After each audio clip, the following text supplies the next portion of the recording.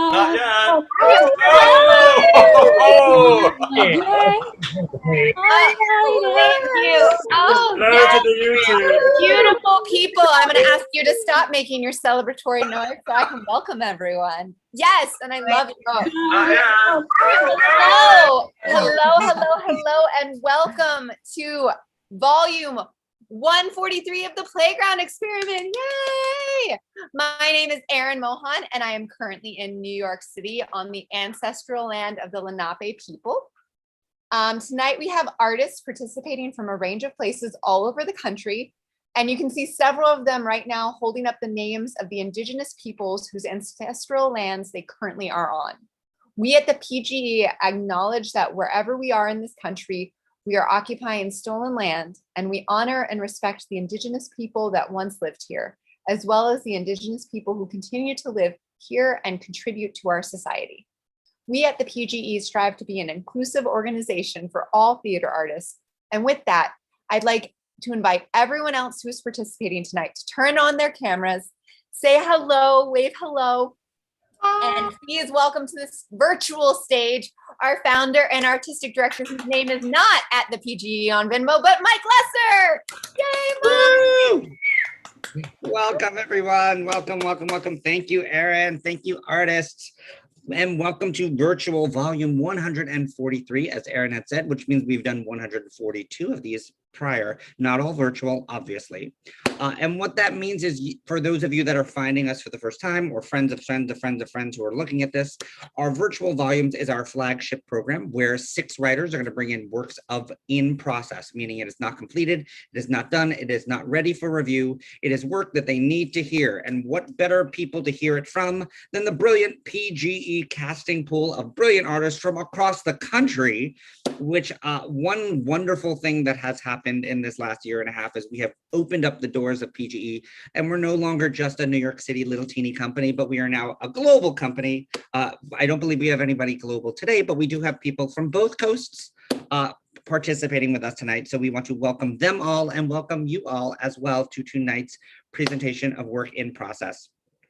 I will be chatting with you on YouTube if you want to tell me how you're feeling and what you're loving. The thing to remember is our actors and our writers cannot hear you out there laughing and crying. So feel free to chat away in the chat to let them know what you're feeling so they can go back and look and go, oh, they got that line, yay. So as that being said, I'm going to give our actors their first bit of direction and ask them to disappear. And if our stage directions people could stay with our writers for a second. Tonight, we have 3 stage directions readers tonight. We have Darpan Joshi, Yuvia Almanza, who's doing double duty, and also Matthew Menendez, who is also doing double duty. And the stage directions people will disappear. I will disappear, and I'm going to bring Erin Mohan back to do the work for the masses and talk us through this beautiful evening. Give it up for Erin Mohan, everyone.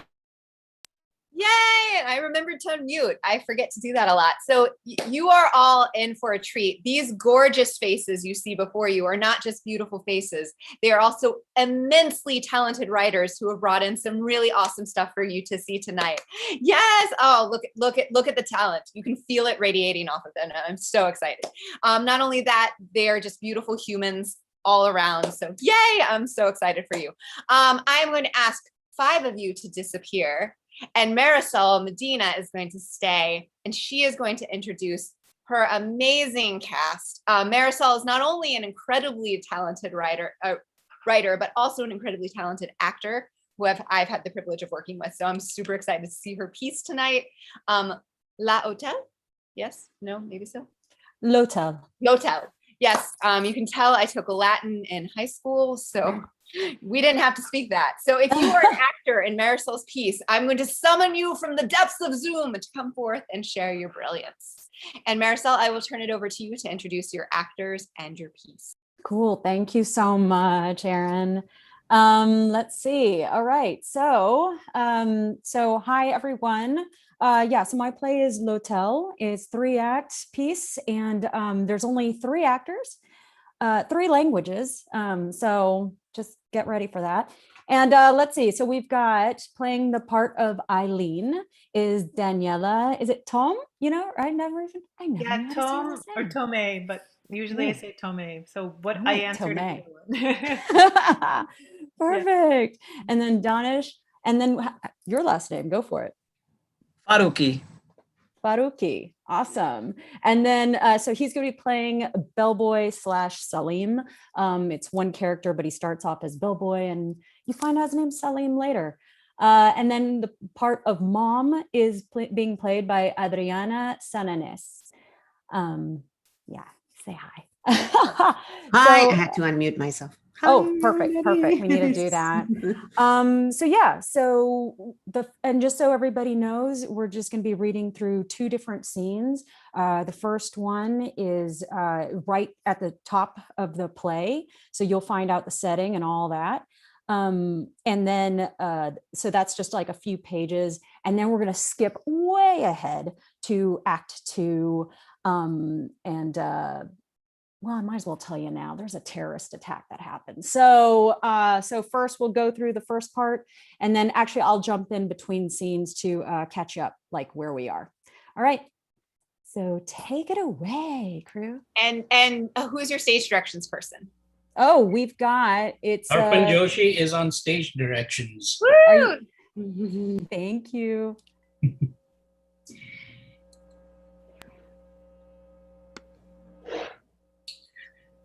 L'Hotel by Marisol Medina. Act 1, Arrival. Setting, Paris, France, a traditionally tasteful, ornate five-star room in the Shangri-La Hotel. At Rise, Eileen enters in modern, trendy clothes, carrying nothing more than a small designer purse. She looks around the room in awe. It clearly exceeds her expectations. Oh my God. Love, love, love, love, love, love, love. She looks out the window and excitedly calls out to Mom in the hallway. Oh, look, Mom, look, it's there, right there. The Tour Eiffel. Please, could this be any better? Mom.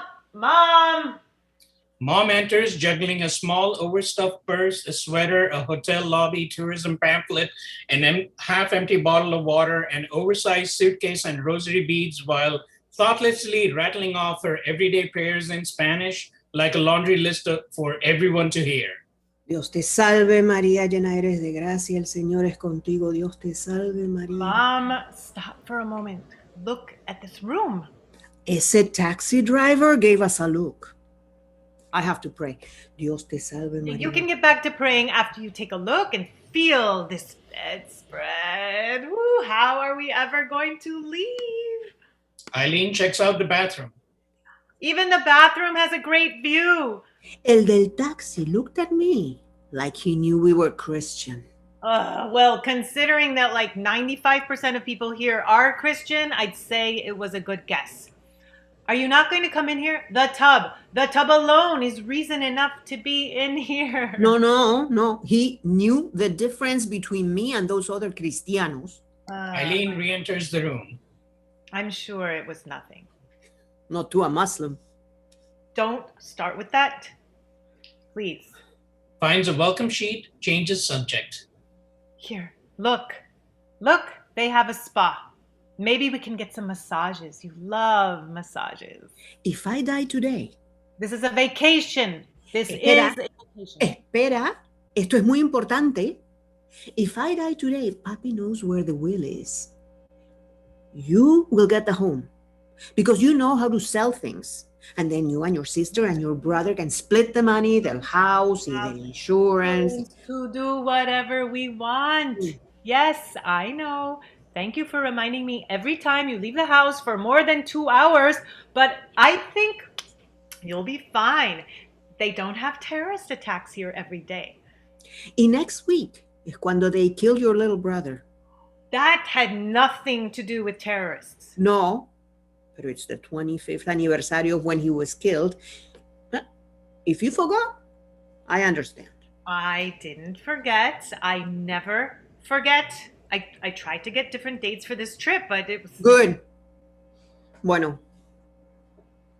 I want to go to Mass. Good. And I'll go with you. You know what's great about all this? We're in Europe, so we'll be able to go pray for him in a beautiful church. I don't care if it's beautiful. Okay, then an ugly one. No, not ugly. I am praying for your dead brother. Fine, fine. Can we just stop talking about death for a moment? Let's be happy, be grateful. You still haven't looked out the window. You have to look. Mom begrudgingly walks to the window, Qué lindo. returns to prayer in Spanish, Gloria al Padre, gloria al Hijo, gloria al Espíritu Santo. Mom, take it in. This view, this buildings, these sky, even those perfectly dressed people on the street, aren't they gorgeous? Mom looks out with great exaggeration. I see the sky is blue, the building is old, and that vieja is fea. Now let me finish my rosary, por favor. Fine. Por los siglos de los siglos. Amen. All right, so now we're going to skip straight over to Act 2. There's been a terrorist attack, so Mom's greatest fear just happened.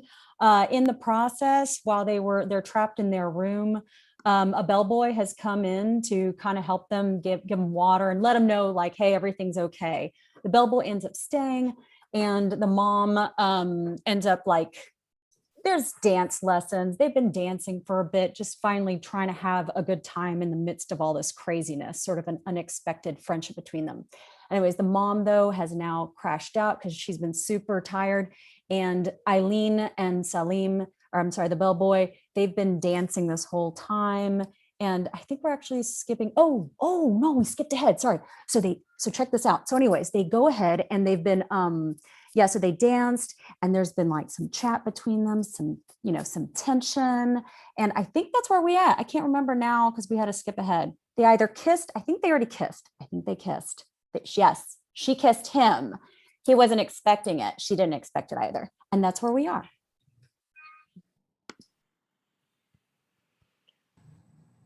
Yes, you did. I said I want to teach. You said high school. Oh, I'm sorry. Then what do you want to teach with the sociology degree? University, of course. Of course. In London. London. Yes. They have one of the best schools for political science. It's what I want to teach. Wow. Sounds like a plan. Is it so strange? No, I mean, just, it sounds so responsible, very driven. And I should not be? No, of course. I mean, yes, you would have some drive or should have some drive. You're a grown man, so. Yes, I am. I'm glad you noticed. A young one, but. Trust me, I'm very much a man.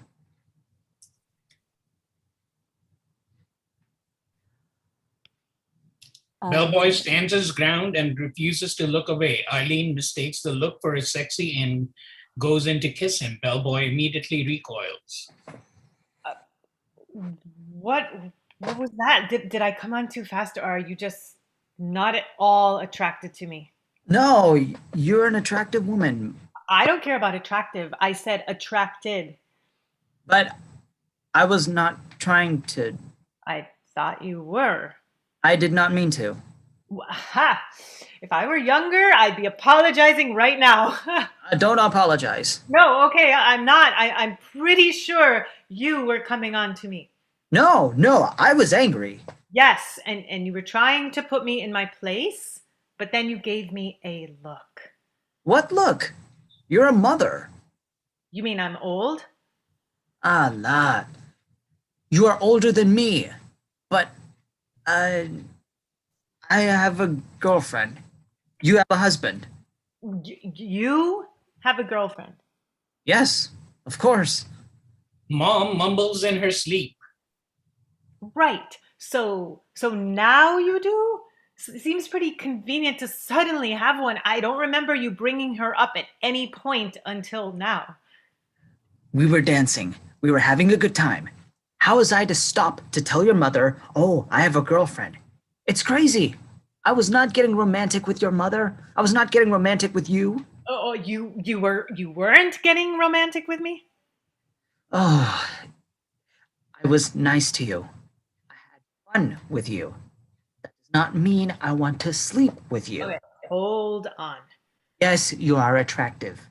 But come on. I don't want to be with every woman who passes into this hotel. Oh my God, I didn't think that.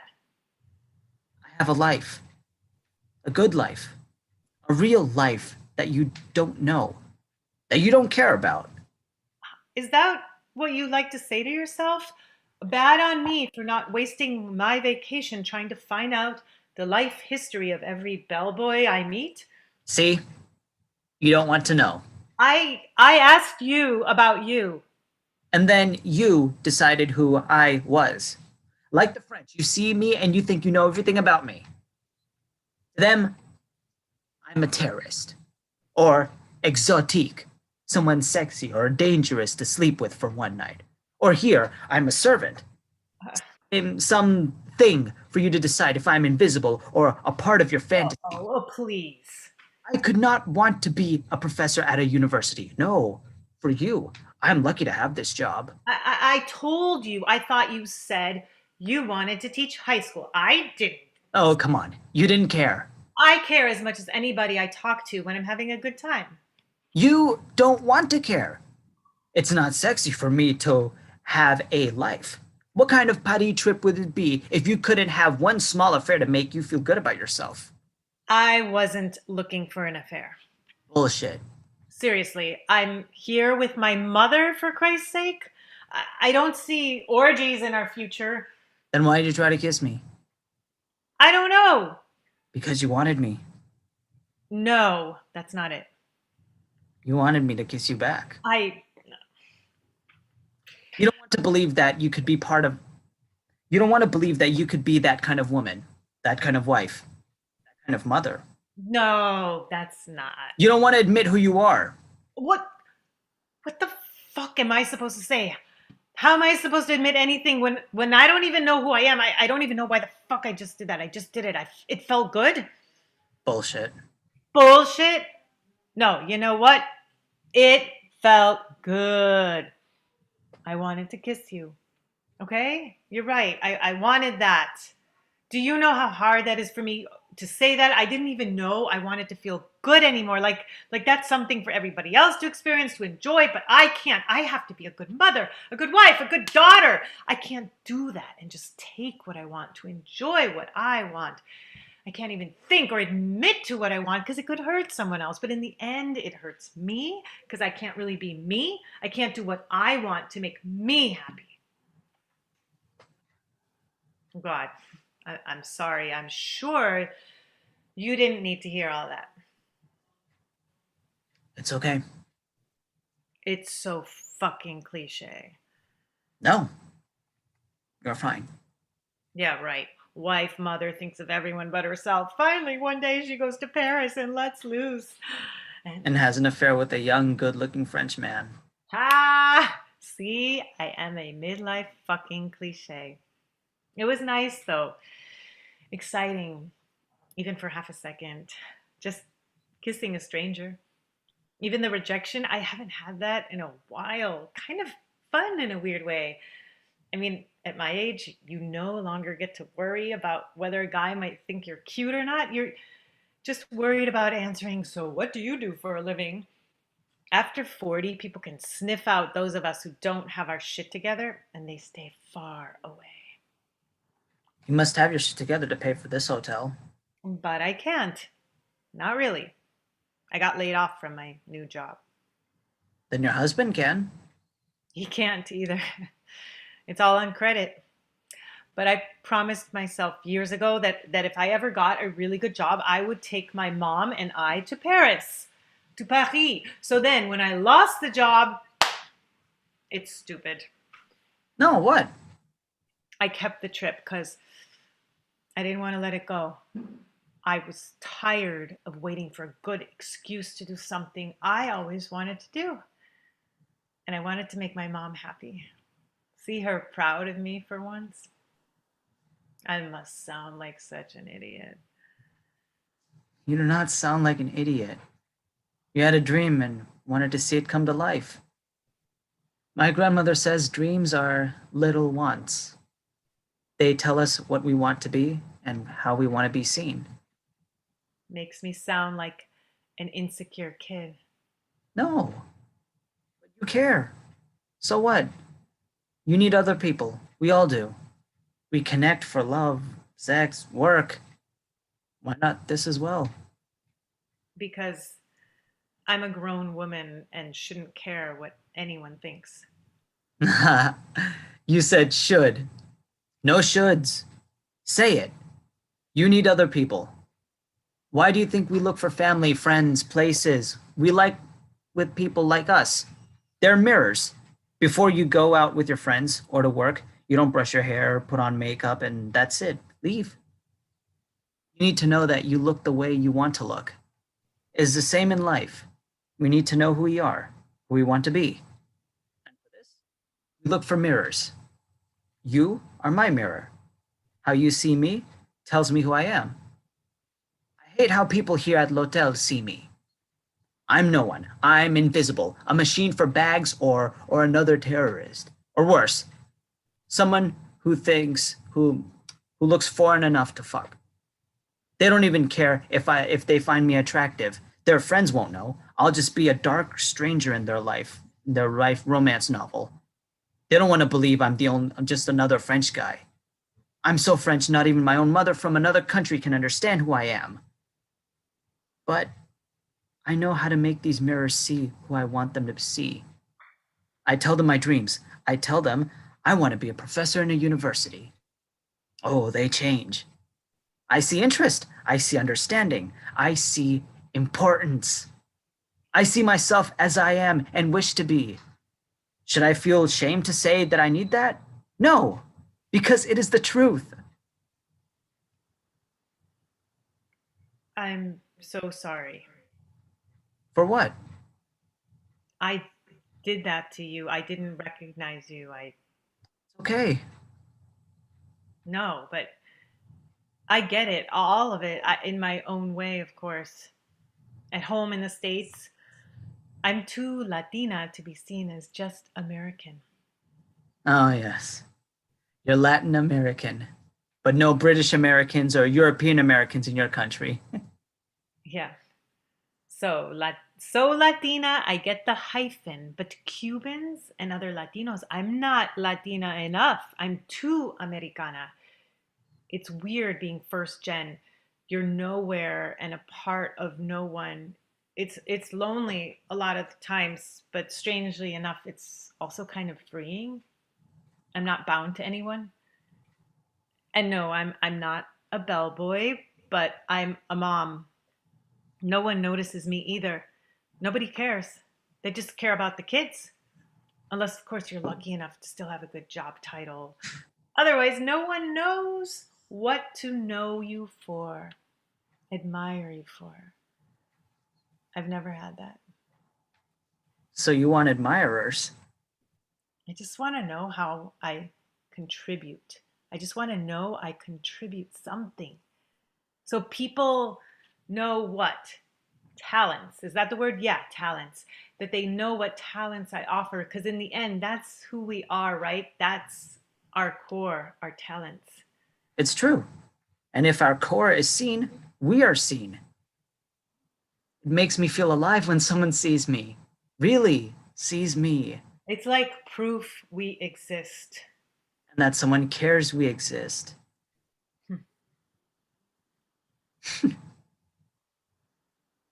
Thank you.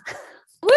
I have a habit of jumping in when I'm not supposed to. So Marisol, thank you for jumping back on. Congratulations. Awesome job, cast. Awesome job, Marisol.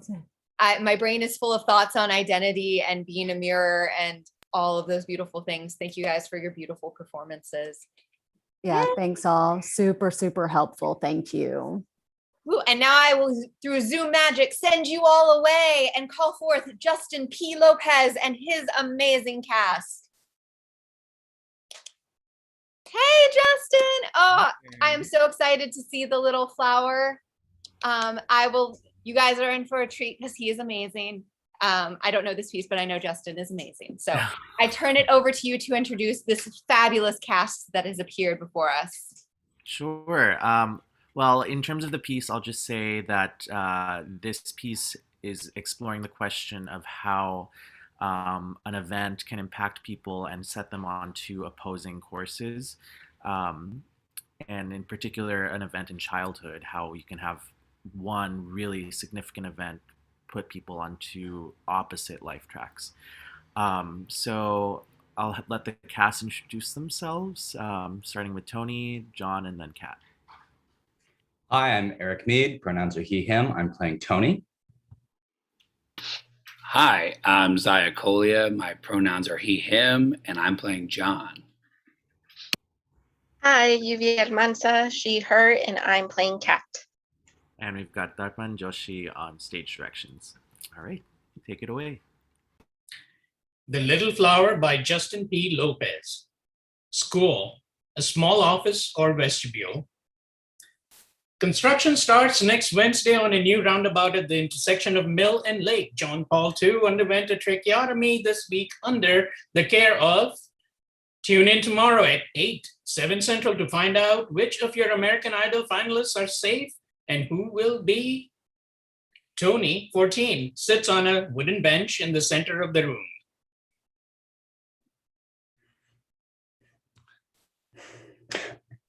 Breathe. Just. What is it again? Inhale. Count to 5. 1, 2, 3, 4, 5. Exhale. So stupid. So stupid. I can't believe. John, 14, walks in. Stupid. I'm horrible. Just so bad. I mean, sorry. Hey. Hey, you okay? Yeah. You sure? What are you doing here? I was just in there. In there? Yep. You heading back to class? Yeah. So, see ya. Wait. John. So, we've been in the same class since, I don't know, like the third grade. Yeah. Well, see how come we never talked? Oh, I just assumed you didn't like talking to people. I don't. Okay. So I should get going. What? No, I mean,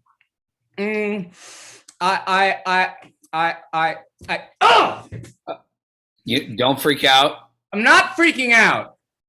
Okay. Okay.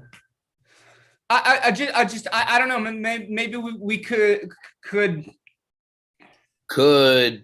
maybe you and I could. You play video games? Yeah. Which ones? I don't know. I don't like actually have any, but I feel like I'd like them. Okay. After school, my house, Halo 2. Meet me at the flag after school. Cool. Hey, Tony. Yeah? Were you in there too? Yeah. With him?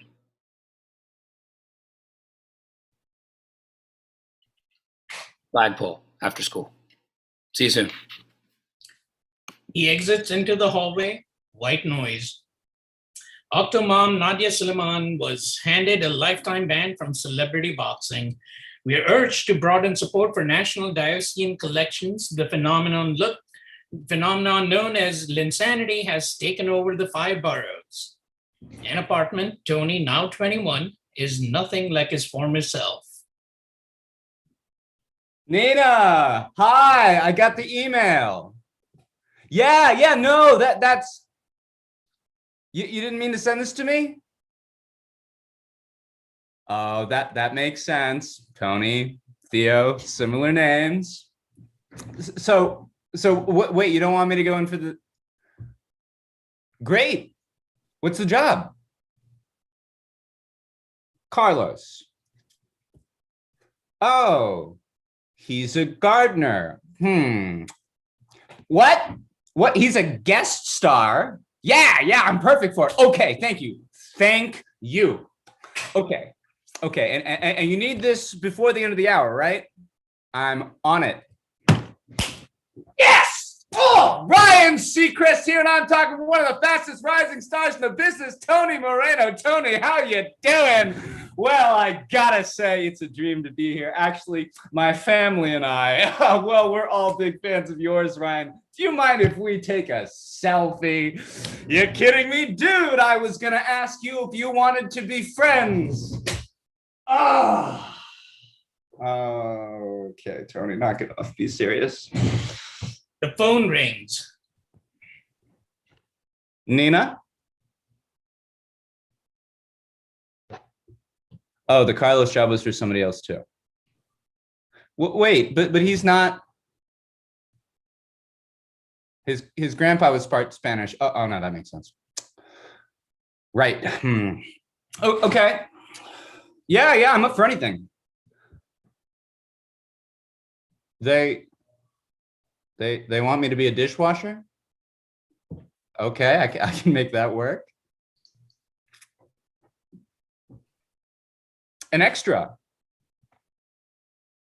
Oh, okay. So what, they just want to see my picture or something? They want to see if I can move.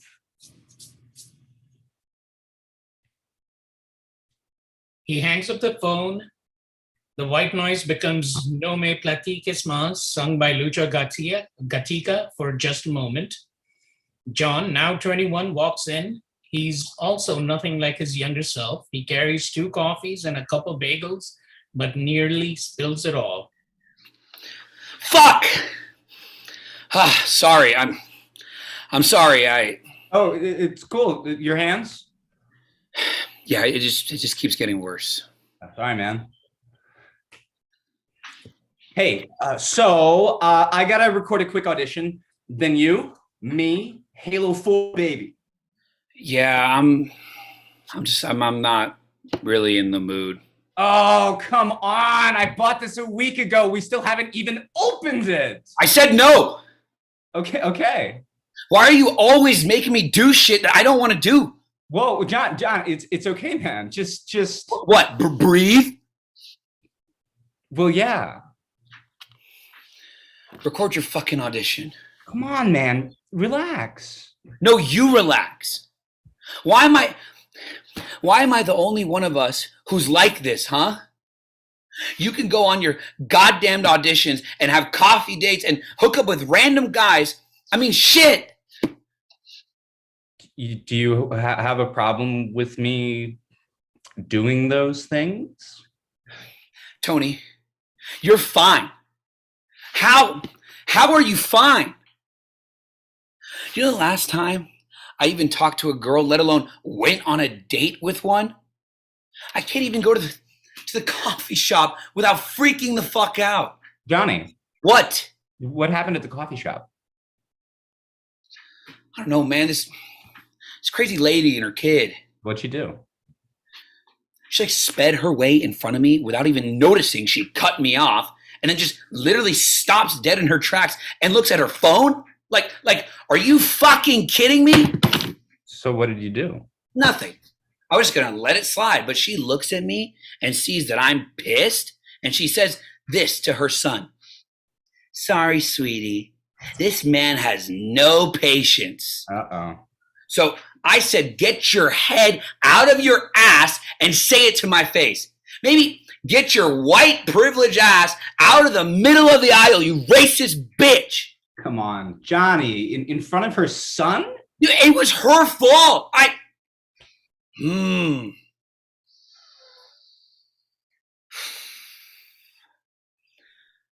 know. It keeps getting worse.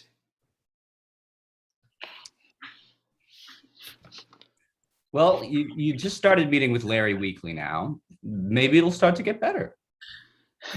Yeah, maybe. Seriously, though, do you really not feel any of this?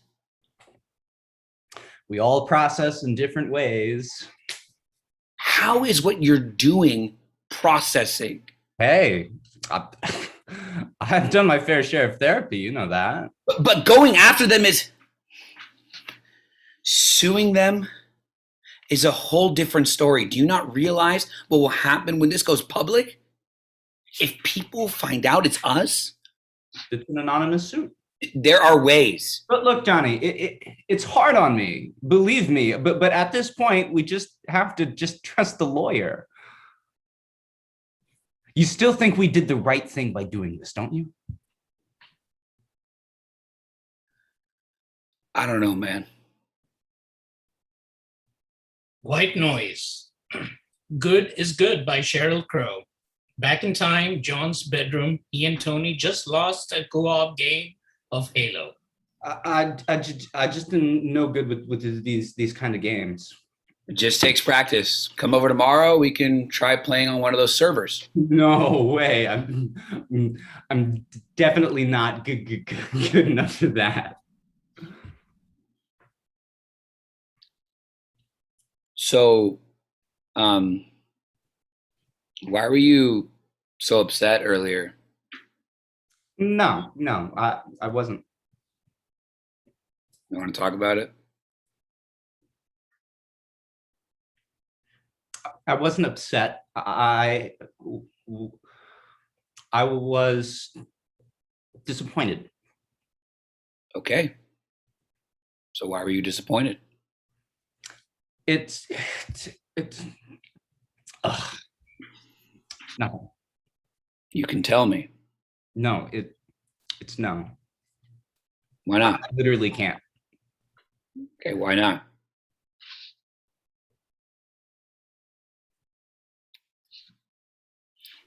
You know, my parents got me this game for my birthday.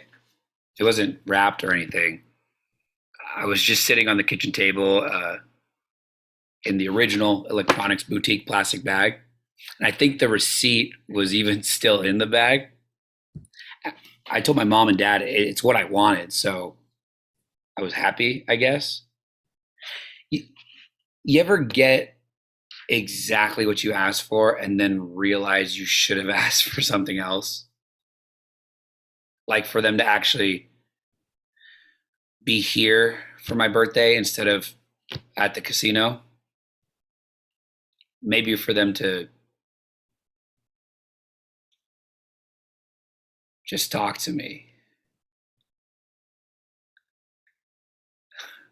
But no, I asked for a game and I got a game. So I should be happy. At school, though, I know that someone wants to spend time with me. I'm not stupid. I know I'm not stupid. But it feels good to feel wanted. I know you know what I'm talking about. I get it. You don't have to say anything, but just know that I get it, man. White Noise. Shambhala holds 20 times its weight in liquid. Look at this. It just does the work. Why do you want to work twice as hard? The apartment, John lifelessly surfing through channels on TV, a knock at the door. Who is it? It's Kat. Oh, Tony's at the gym. Oh, yeah, I know. I just talked to him. He said to wait for him here. Oh, okay. Well, can I come in? Oh, yeah. One sec. He unlocks 2 deadbolts, letting in Kat, 27. Well, thanks. Your next door neighbor opened his door and was giving me the creeps. How are you holding up, John? I'm doing really well. What brings you here? Well, I think we ought to wait until Tony gets in. He just left for the gym, so he's usually not back until 4. That's okay. I don't mind waiting.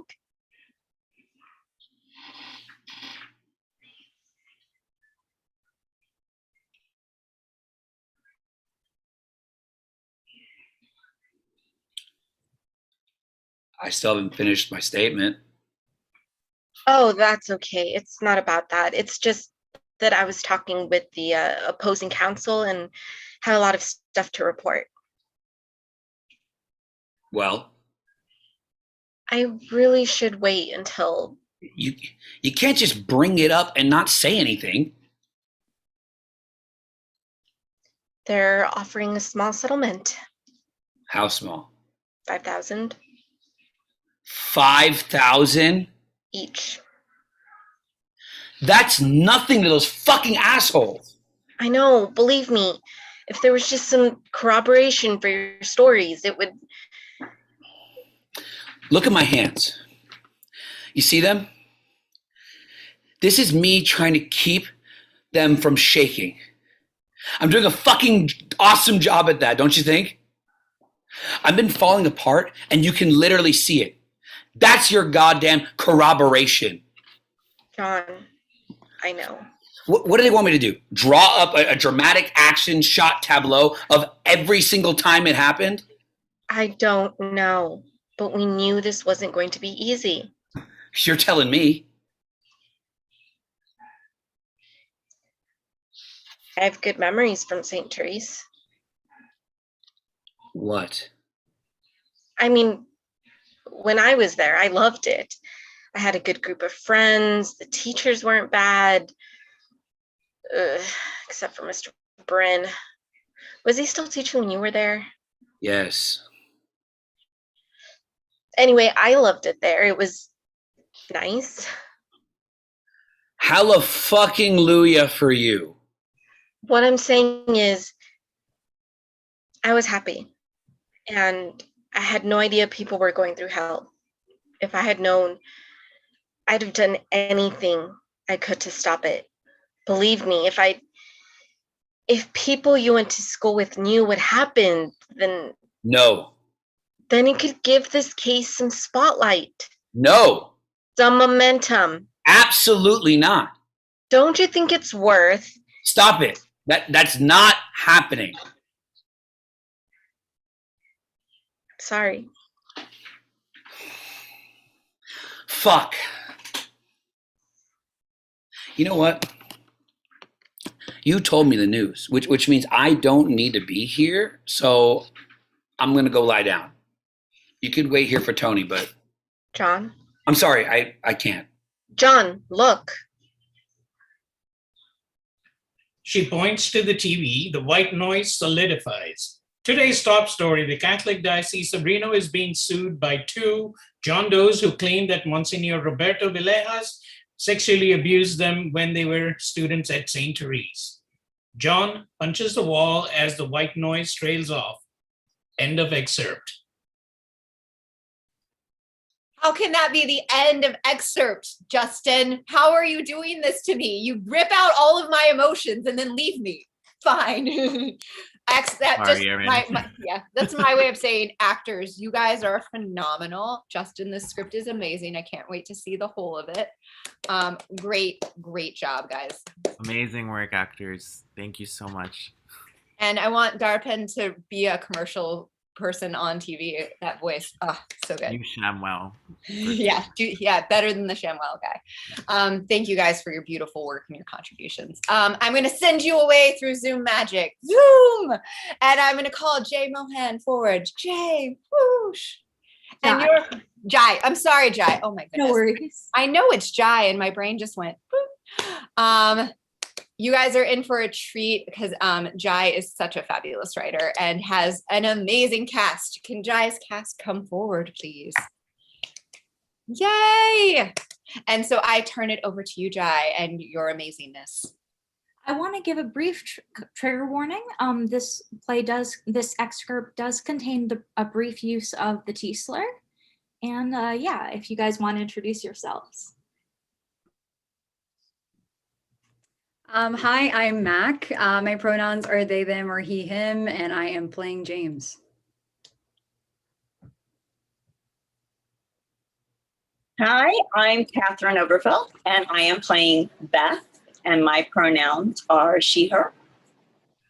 Hi, I'm Eric Mead. My pronouns are he, him, and I'm playing Alex. And we have Matthew Menendez on stage directions.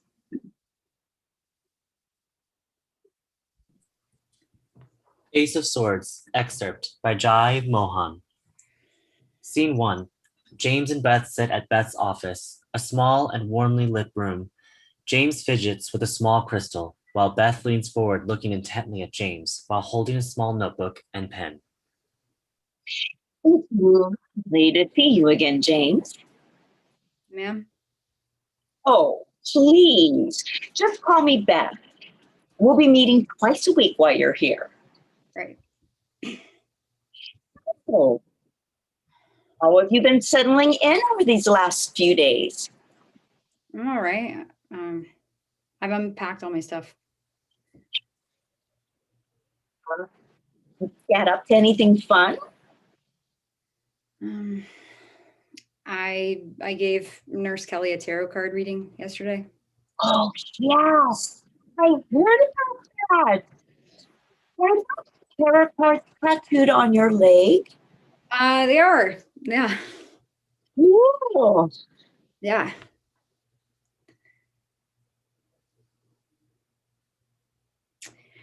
The behavioral specialist assigned me daily tarot draws as part of my behavioral activation or whatever. The goal of the behavioral activations is to do activities you enjoy, to self-motivate. I don't have much motivation right now. Yes, I saw your diagnostic screening answers. What you got there, huh? I guess. Has that been going on? Pretty much my whole life, but a huge relapse over the last few months after some life events. Beth makes a note in her notebook. Do you want to discuss that right now? No. Understood. Do you have a support system at home? Not really. Well, kind of. There's my dad. He tries his best. Are you close? Kinda. What about friends? A partner? Flashback. James and Alex sit on the couch at a party. The room is crowded. Music plays. As Alex and James speak, they shift closer and closer to one another.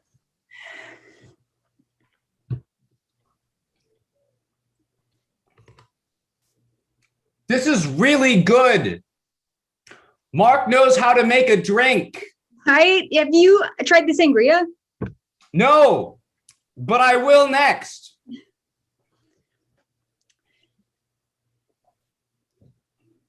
You know what song this is? What? I said, you know what song this is? Oh, no, I don't. At this point, they are so close, they are almost touching. Do you want a tarot reading? Absolutely. They move to an empty room. James gets a smaller tarot card deck out of his pocket.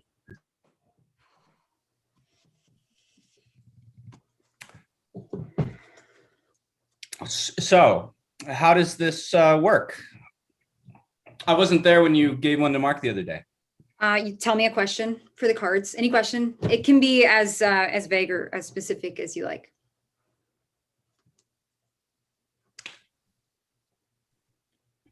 Oh, great and powerful cards.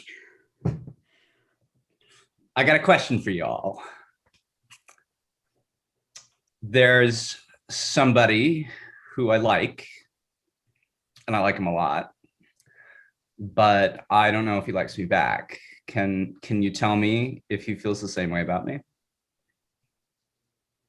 You're in luck, my dude. Love readings are what I'm best at. He shuffles the deck a few times, then pulls 3 cards. Let's see, Ace of Cups, 2 of Cups, the Lovers. That's good, right? Absolutely. The 2 of Cups is friendship and love and connection. Ace of Cups is love and joy and renewal and new beginnings and creativity. And the Lovers is love and beauty. He definitely feels the same way about you. Good. I know exactly what to do now. You must be a lucky guy. I hope we have all the luck in the world. They kiss. End of flashback. In the present, Jane looks away from the Beth and fidgets. But what about Martin?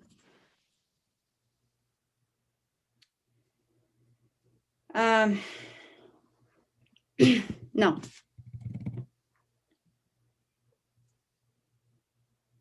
Was there anyone? There was someone, but he's not in my life anymore. Would you like to talk about that? Flashback. James, in an empty room, shuffles a tarot card deck and pulls 2 cards, 10 of Swords and Death. In the present, James fidgets with the crystal. No.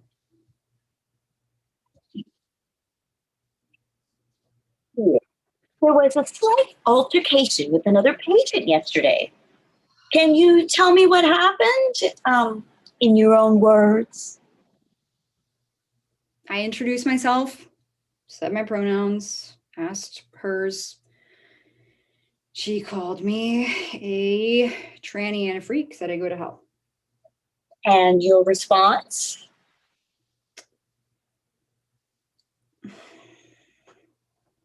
I called her an immature, bigoted, stupid, overgrown child who'd never get anywhere in life, would drink herself to a miserable death, would alienate everyone she'd ever care about, and would go straight to hell she believed in so much for the hate she spewed. And then I told her that the ugliness she had inside her showed and that she should try showering more because it smelled too. And maybe that's why her family left her so quick after dropping her off. I understand you were hurt by what she said. She called me a slur. That's not acceptable under any circumstances. What you said to her was unacceptable too. If she says that shit again, I'll say worse. She's lucky I didn't slap her across her fucking face. I'll put the 2 of you on a no contact. Her therapist will be speaking to her, but you can't say things like that, James. We will be working on boundaries throughout our sessions. Can you change the subject, please? Yes. Do you understand what I'm saying here? Yeah, sure. Impulsive behavior like that isn't uncommon in patients with your diagnosis. Impulsivity is one of the main symptoms of borderline personality disorder. Can you please change the subject? Beth makes a note in her notebook.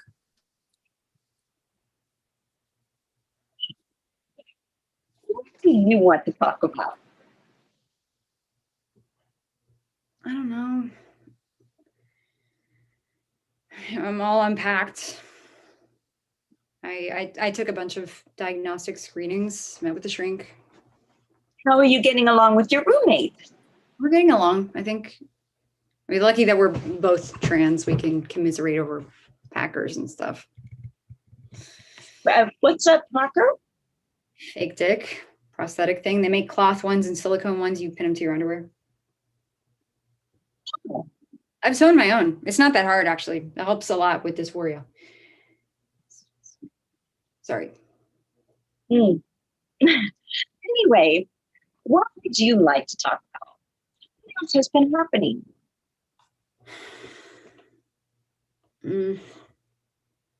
I miss home. Beth leans in. Tell me about home. My apartment. It's decorated nice. I have the walls in my bedroom painted red, and the curtains there match. There are floating shelves and this giant bookshelf on one side. Lots of tarot decks and books. I only brought a few books and one deck with me here, though. You have a dog, right? Yeah, my dad's taking care of him right now. I miss him. What's his name? Dracula. He likes to bite people. He's a very good cat, though. He's very good at being a cat. I bet. What else do you miss about home? I have lots of art on the walls, photos and prints and stuff. I miss that. Well, if you like, you could print pictures off the computers here and put them up on the walls with tape. Oh, yeah, that's a good idea. Yeah, I'd like that. Beth checks her watch, writes a final note on her notebook, and stands up. James, our time is up for today. We'll be meeting again on Wednesday. Is that all right with you? Sure. Flashback. James and Alex lay sprawled on the bed in James's room, holding hands. James, how did you figure out you were trans? I figured it out a couple of times. Walk me through it. Well, I didn't know trans people existed until I was like 8. And then I thought trans people were just trans women. I learned trans men existed when I was like 13. And I was like, damn, I wish that was me. And then when I was 14, I was like, oh, maybe that means I'm trans. And then I learned you could be both non-binary and a trans guy at the same time. And I tried coming out as non-binary to someone and it didn't go well. So I was just like maybe I'm a girl after all.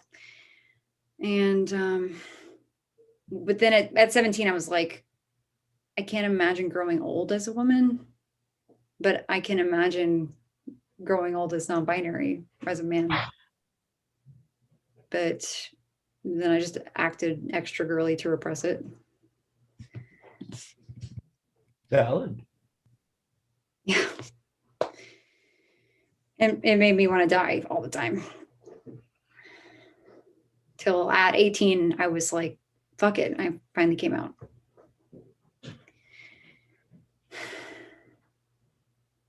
I'm glad you did.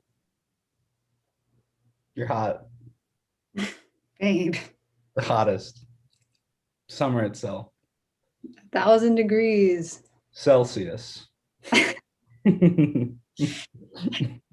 me a reading of Summer Boy. Tell me what today will hold. James gets up and chooses a tarot deck. Oh, Marseille deck. Classic, you know? Shuffles and pulls a card. Mm-hmm. 4 of Swords. This is the nap card. It's saying to sleep. Can't argue with that. Alex pulls James close and they cuddle. End of flashback. In the present, James lays face up on his bed in the Blue Springs Behavioral Health Mental Hospital. His roommate snores in the bed on the other side of the room. James slips out of the bed, unable to sleep, to get his tarot deck. Before picking it up, though, he glances at a picture of Alex. He picks it up and picks up a roll of tape. He turns the picture over to tape it to the wall. On the back of the photo, it says, "In loving memory of Alex Goodman." James tapes the photo to the wall and goes back to bed. End of excerpt. No! Oh my gosh. Jai, your cast is phenomenal. The script is amazing. I need to see the end. And how could you do that to Alex? No. Oh, it's so good. It's so good. Any last words, playwright? Celsius. Yes, very good choice. So wonderful. I'm going to summon with my Zoom powers everyone to come back because we're about to have a dance party, y'all, to dance out all the feelings that all our playwrights just had. Because Marisol, Justin, and Jai, you gave me a lot of feelings. So if you could turn your camera on, but turn your mic off because Mr. Lesser is going to play some music. DJ Mike. Or I can dance to the music in my head. It's all good. I do it all the time. This is what my students, I'm like, my bad Zoom dancing. It's for you until you turn your camera on. And it gets some cameras on because they want me to stop. So the hot club in Washington Heights, you might be right, this music's tight. You did I mention that you look great tonight? Because you do, you really relax. Relax, but relax. So you've been here before. I don't know why I get so busy with the score. You got a DI, it's a brand new chore. My arms are sore on time for the dance floor. But maybe you and me should hang out some more. I'm such a thug, but let's go get a dream. Something sweet. You know me, a little bit of cinnamon. That's the OBG, by the way, original Broadway cast. Sorry about that, guys. Give it up for bring everybody back. Give it up for our first act of writers and actors tonight. Woo-hoo. Good job. Give it up for Erin Mohan, the host tonight. Woo-hoo. We have awesome people in the YouTube out there. Robin is out there, and Lando and Kirsten Hopkins. Delvin was there. Devin Case was out there. Of course, Taylor, who's in here and out there. He's two places at once. So welcome back, everyone. Great job, first act. Great job with the costume changes, Eric. 18 different costume changes. Couldn't do that at Think Coffee. Just saying. So welcome back, everyone.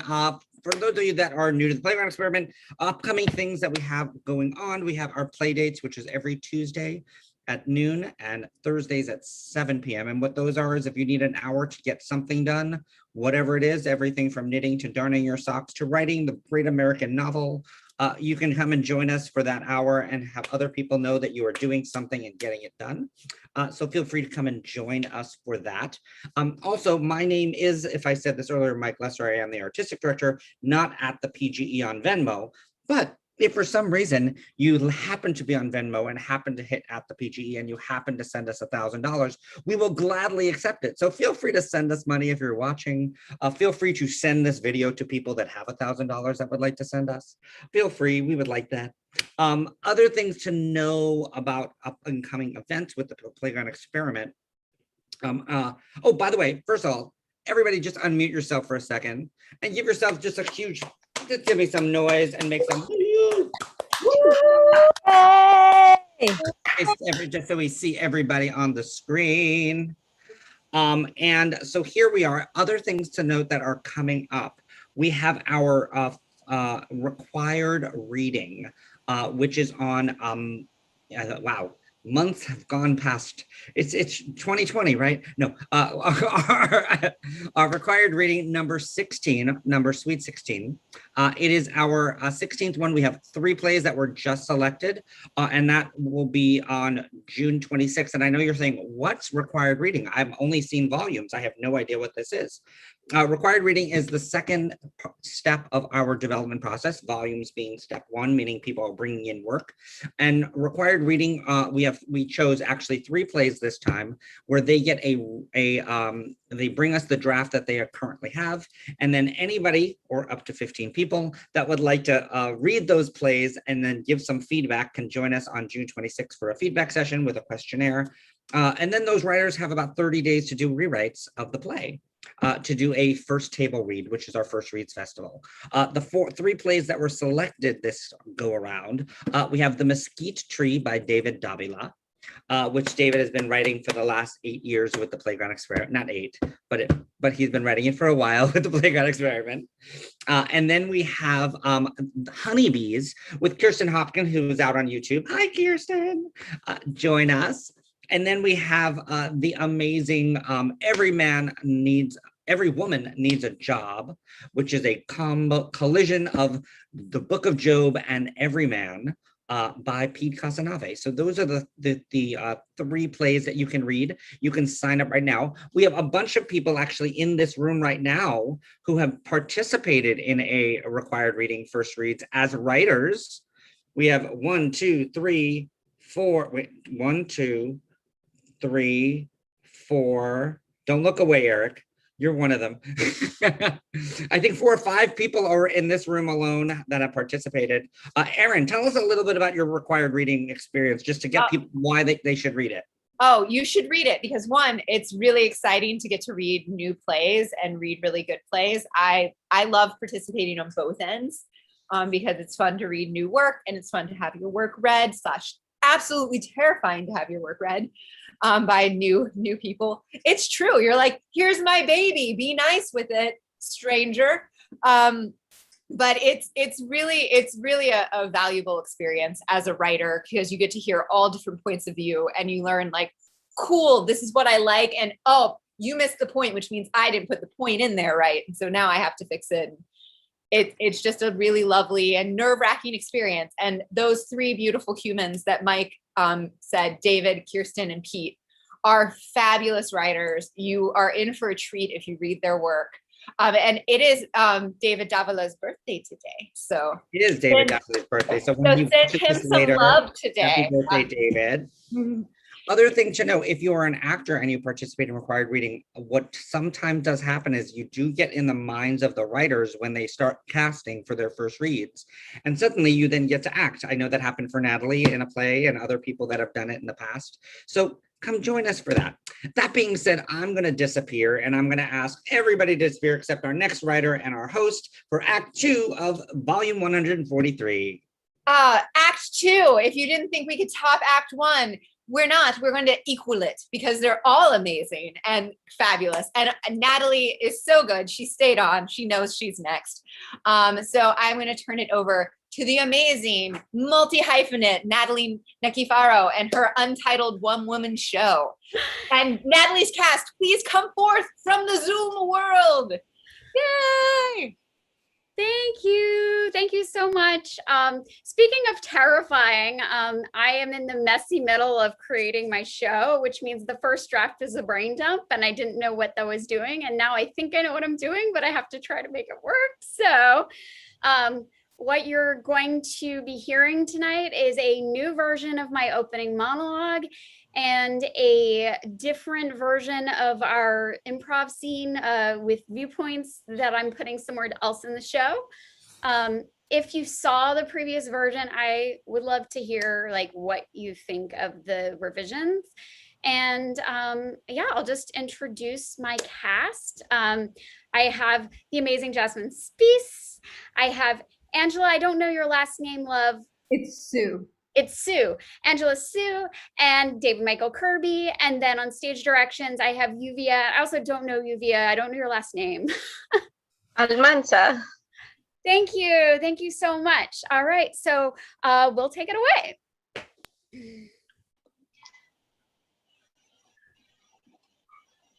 Opening monologue.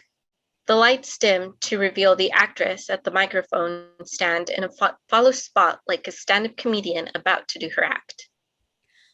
Hi there. I'd like to officially welcome you to my one-woman show. Thank you. If you haven't already figured it out, this is not your typical one-woman show. After all, there's already been a whole scene, and I'm just now breaking the fourth wall. I spent more than my fair share of time thinking about what a one-woman show is, what the purpose of this one is, and ultimately the story I wanted to tell. If I shared that in a linear way, we would definitely be here all night. And while most of it would be pretty interesting, I have lived a really dramatic existence, you'd probably start to notice a lot of repetition. Not in the sense that the scenes or the events are exactly the same, but that the themes, the patterns, the emotions, the behaviors, well, I think you get the point, would seem pretty repetitive. It may have taken me years to figure out who I am outside of other people and stop giving a shit about what other people think. But that doesn't mean you need to know every single detail. So I'm giving you the under 90-minute, no intermission version. You're welcome. Let me ask you a question. Have you ever felt lost or stuck or like you were in some kind of loop? Like Groundhog Day, but where time kept moving, but it didn't seem like you were going anywhere? Anyone? By you, I meant anyone here, not some hypothetical you, which requires no audience. Could someone please respond to me out loud in some way? Or raise your hand, because I would really prefer to have a conversation with you and not at you.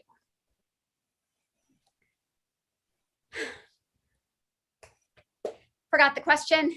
It's, have you ever felt lost or stuck? Okay, fine. I guess this show will just go on and on. Okay, fine. I guess I'll just talk to myself all night. The reason I ask about feeling lost, stuck in a loop is because that is sort of the reason why I started this whole thing. And by this whole thing, I mean the play. I was deeply dissatisfied with my career and feeling pretty hopeless and alone. In spite of 2.5 years of conservatory, much later than most of my peers, I still wasn't getting the opportunities that I wanted. I had a day job that I hoped was going to give me stability to feel free in my art, but instead it caused me major overwhelm and stress. Finding energy for my creativity felt impossible. My auditions were going better, but nothing was happening fast enough. I was still going to open calls. Conservatory was supposed to be the magic elixir, but instead I just ended up feeling constantly disappointed by the separation between how things were and how I wanted them to be. So, while on retreat in Montana, when I thought I was going to tackle the bear that is my climate change play, I started writing this one instead. A quick, no stress, fun way for me to create an acting vehicle for myself. I thought it would be easier to write about what I know. Instead of easy, I got a one-way ticket to my own despair. For the record, I don't regret it, even though it was like opening a can of worms. Literal worms. Once you take the lid off, you can't unsee what's in there.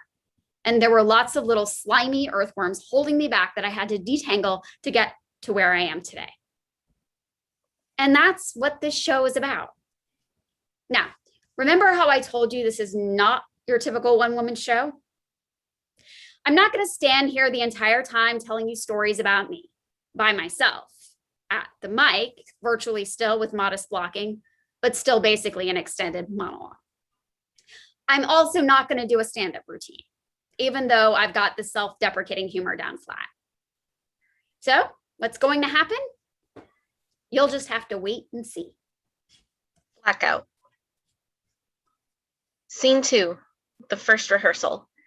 The actress sits on the floor in her movement clothes, going through some stretches.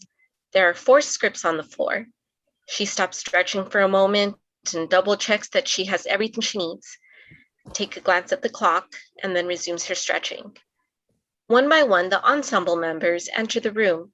They say their hellos and maybe do a bit of stretching of their own. Okay, shall we start? She motions for them to form a circle on the floor, and they do, reacting according to their own preferences and experiences with movement-based work. Thank you so much for joining me today for this workshop of sorts.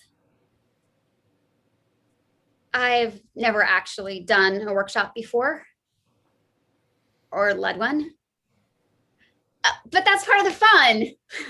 I never intended to create this piece in a vacuum in my own house with no real-time audience feedback.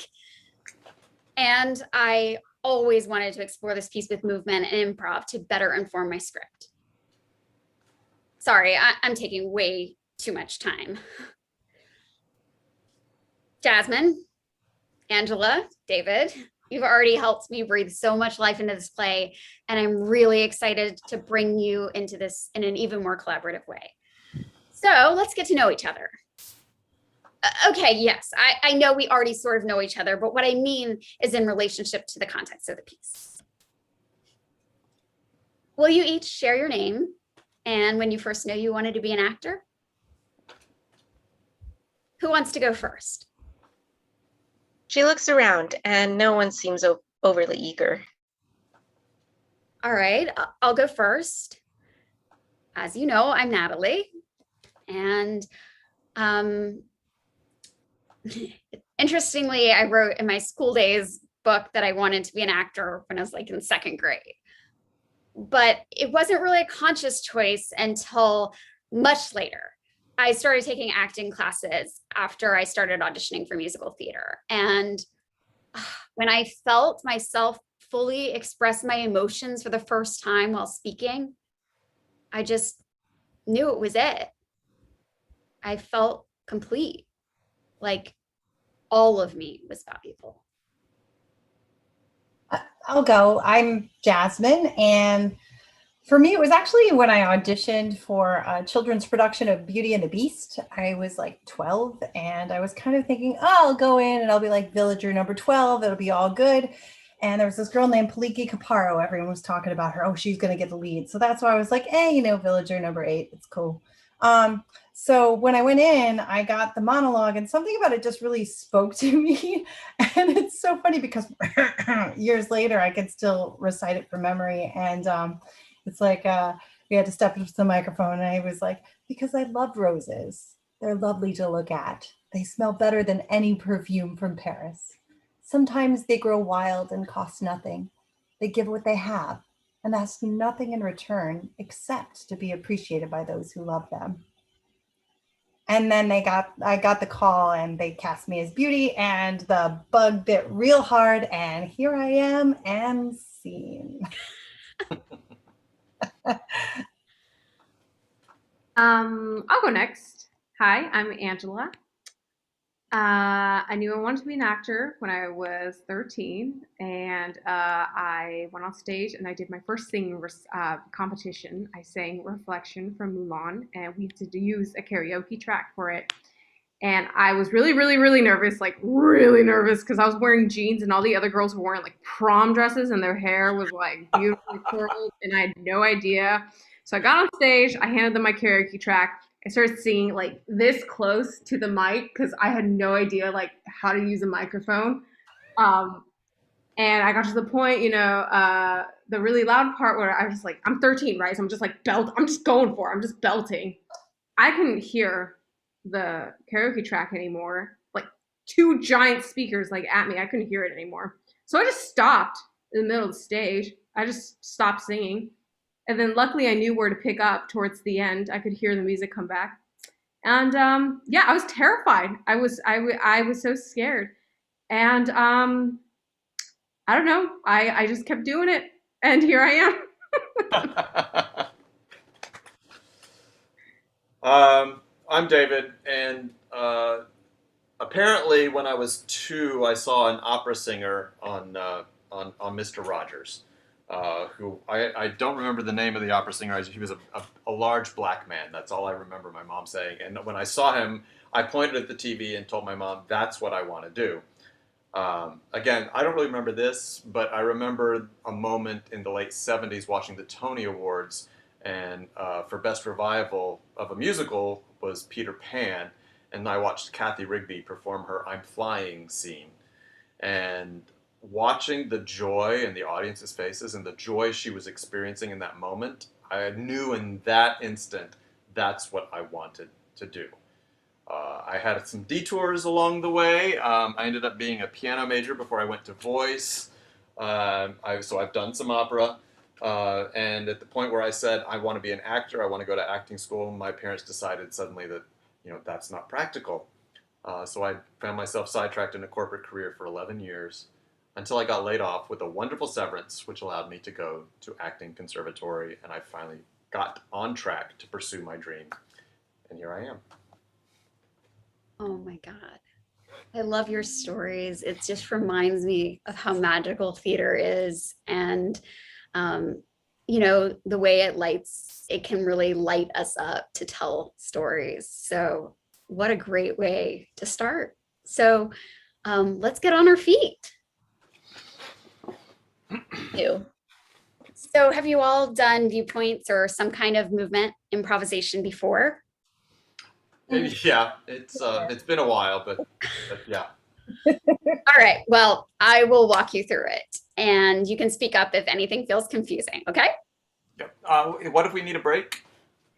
Don't worry about it. I mean, I think you'll be fine. Just, take it at your own tempo. Just remember it's improvisation, so you can adapt everything to what you need to do for your body. You'll be all right. All right. Let's form a line at the back of the space. They do. All right, so we'll begin with one actor entering. Actor 1 enters the space. Start moving on a grid, so you can move forward or back or side to side. This is a floor pattern. Now, move as slowly as you can. Actor 1 does. Now faster. That's tempo. Ooh, I've got one. Move as slowly as you can. Actor 1 does. Okay, now move at the faster pace like you did before. That's repetition. Can anyone else enter the space? Sure, entrances and exits may happen at any time. Actor 3 enters the space. What if we get really close? Spatial relationship. Or really far away? Also spatial relationship. Actor 2 enters. Strike a pose. They all do. I think that's a viewpoint. What's it called? Is it positions? Shape. The actress enters the space. Actor 1 leaves. Move in a circle. Floor pattern. Shape. Keep holding it. Keep holding it. Still holding it. Duration. One of the actors falls out of it, then another. A spontaneous moment of the actors responding to each other that is unplanned. And that's kinesthetic response? Did we get them all? How many are there? 9. Floor pattern, tempo, repetition, duration, shape, spatial relationship, kinesthetic response. That's 7. Two more? Move through the space. Go in and out of the spaces between the chairs. Move around the periphery of the room. Architecture. She traces the floor in a circular pattern with a distinct beginning, middle, and end. Gesture. Oh, that's all 9. Well, now what? Continue to move freely through the space. Music begins for an open improvisation.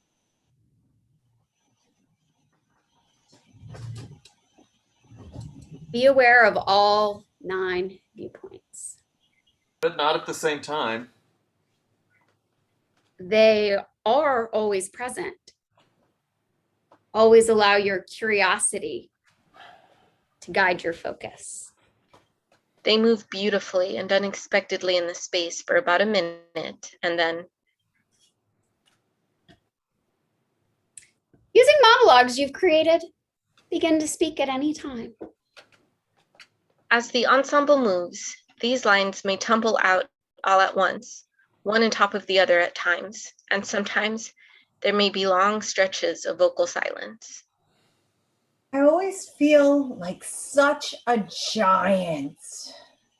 I was a lot more sensitive than the other kids. I had to keep it hidden. I was way too loud. It is strange because sometimes the thing that you're best at and gives you the most joy is the thing that is least acceptable. Why do we have to forget who we are? Pretend to be someone else.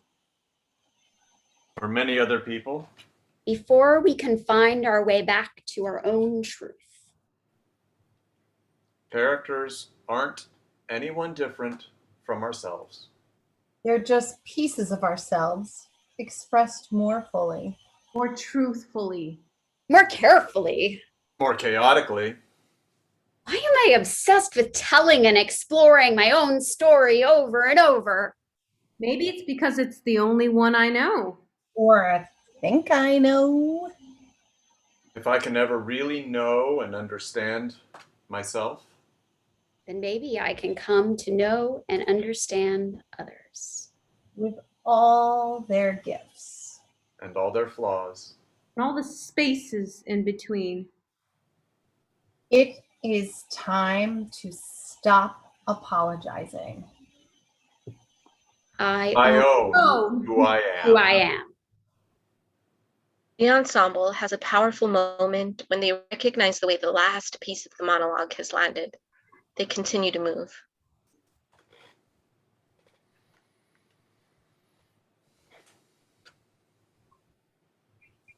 Find an ending in 30 seconds. They do. The music fades. Blackout.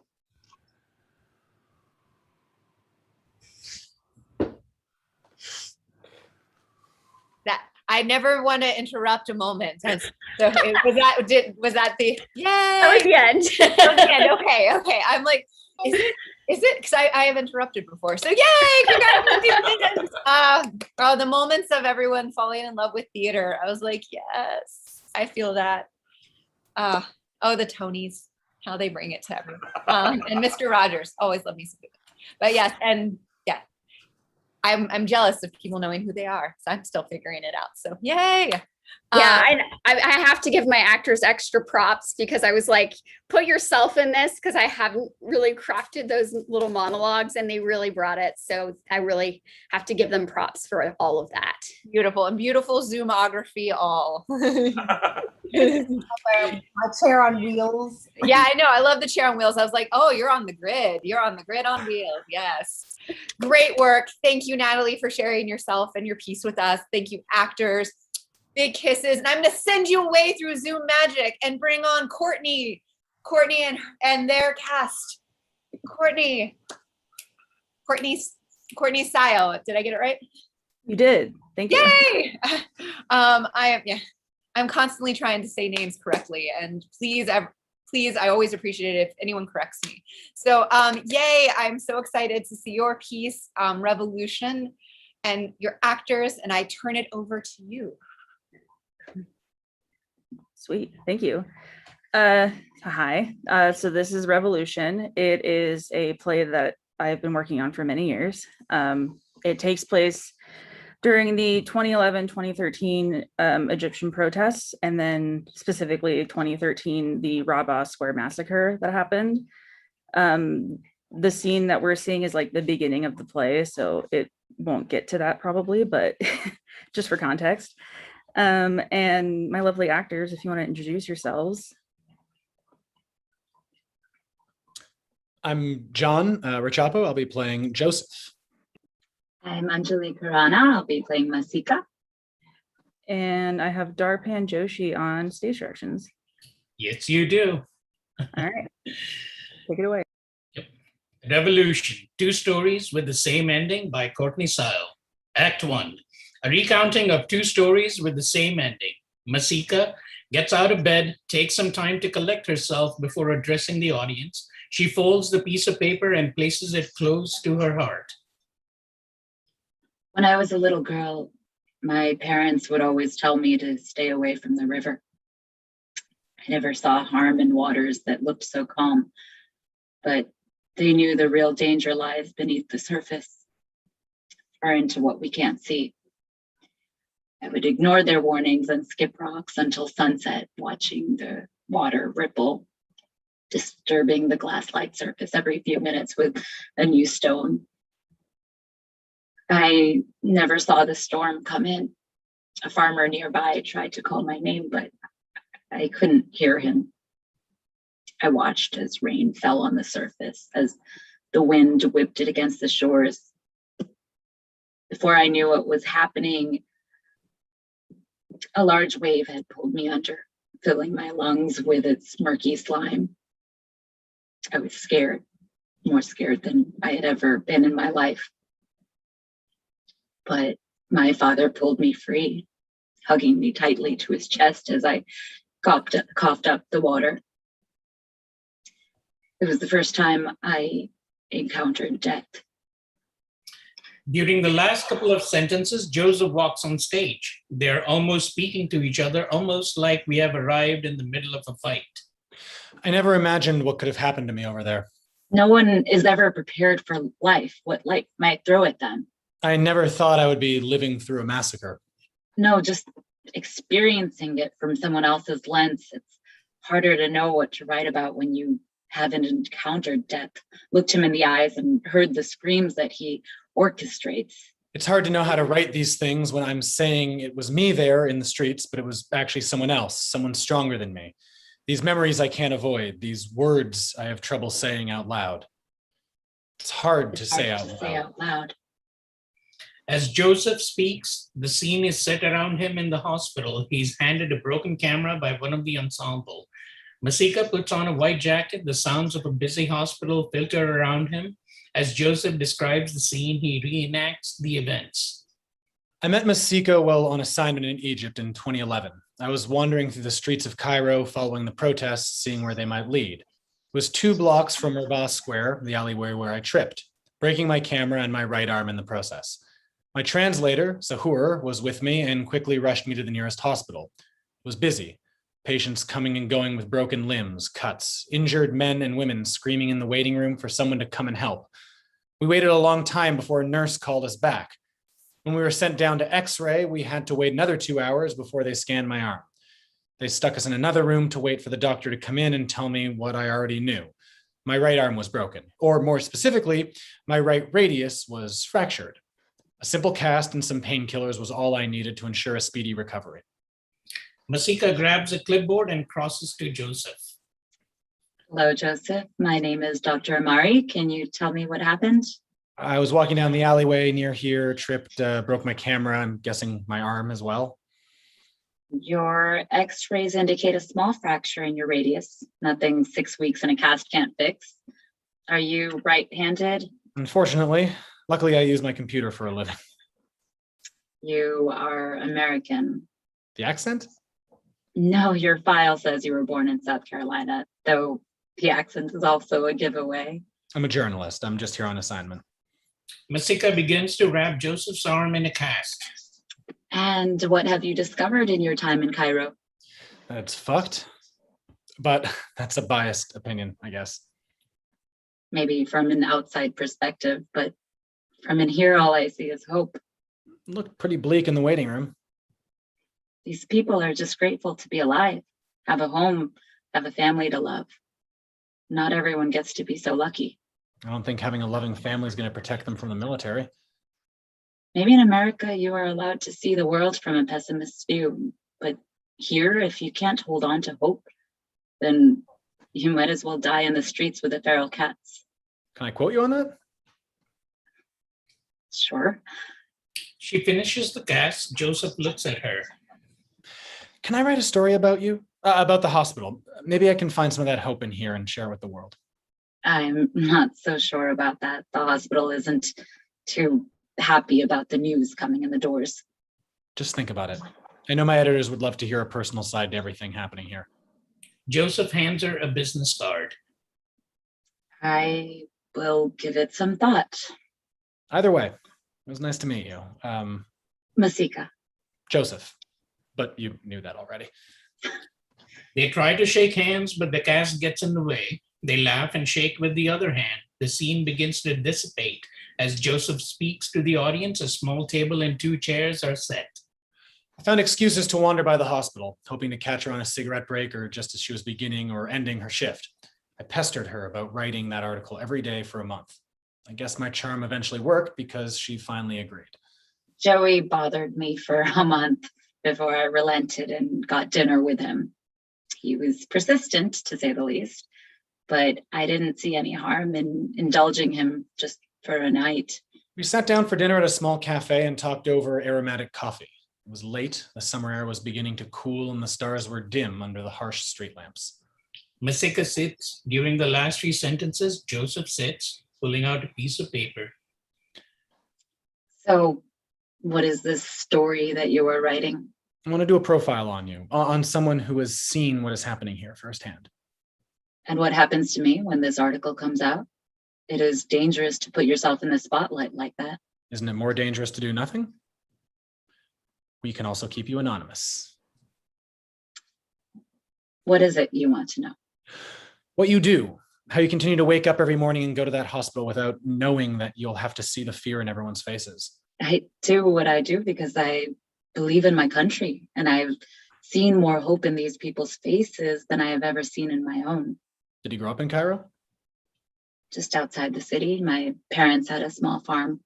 Is it hard knowing that the place where you grew up is under such scrutiny now? It's harder on my father than it is on me.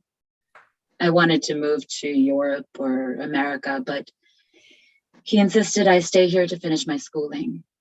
But now that I'm here, I don't know if I can leave just yet. Well, if you ever wanted to see New York, I'd be happy to show you around. It would be nice to have a vacation someday. Have you ever thought that maybe you could help more if you left the country? I'm not sure how leaving would help the sick and injured that are here. I'm a doctor. I work with my hands. I work with people.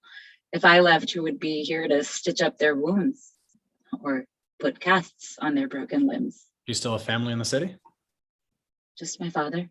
Has he considered leaving? I'm sorry if this is too personal. I just want to get a clear picture of. No, it's all right. My father has considered leaving, but he won't if I don't. He can't leave me behind, and I can't leave him. He's all I have left.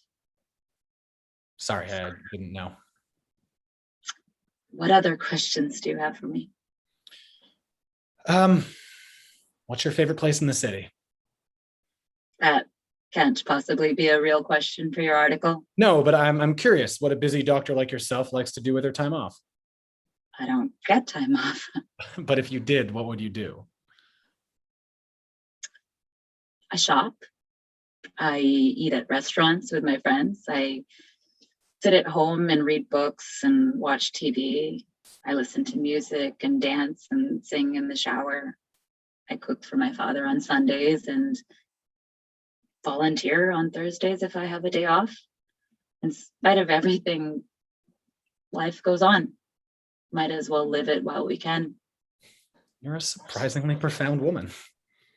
Are doctors in America not allowed to enjoy things that aren't science? Or do you think we're all just robots?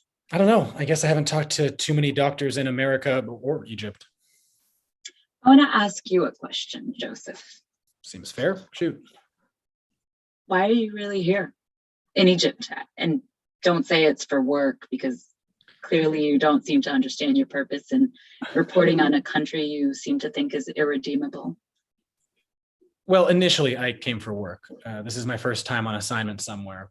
I didn't get much choice in where I was going because I didn't have much pull at the paper yet. but this was my opportunity to get away from everything. What is so bad about America that you had to come here to escape? It's not the country, it's the people, or it's my life. It's everything I ever did wrong, and here I can start over. Be someone different for a while. Be a hero back home. Make up for not being worth anything. Still seems like a shit reason to come to a country on the brink of war. Well, it was either here or Florida, and this seemed more fun. Have you found what you were looking for yet? I'm not sure yet. Can I ask you one last question? I feel that you will ask it no matter what I say. Do you want to grab dinner with me tomorrow? Is that a question for the article or another personal question? A bit of both. You are an interesting man, Joseph. My friends call me Joey. Am I your friend? A pause. Transition. The table and chairs are struck as the scene continues.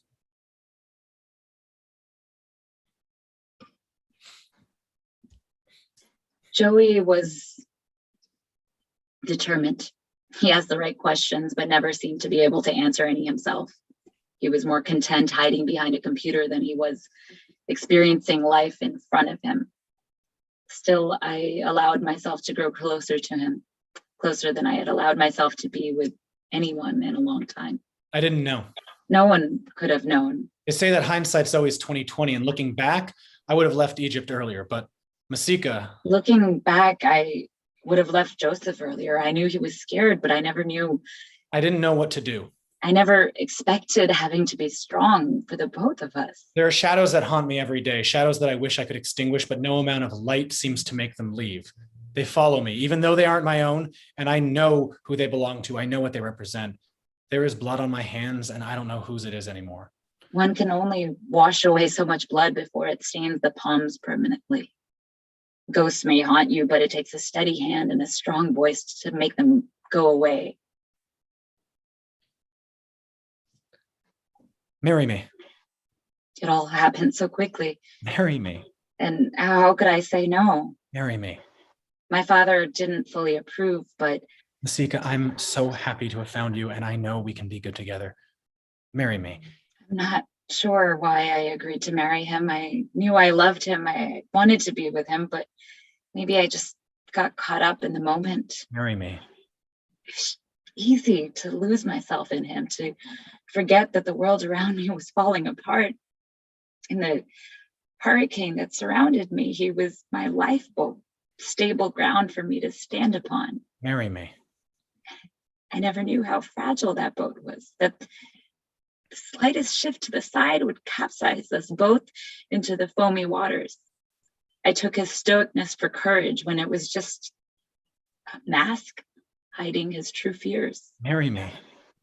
Maybe I saw him as my way out, an excuse to leave behind the pain of my people. Marry me.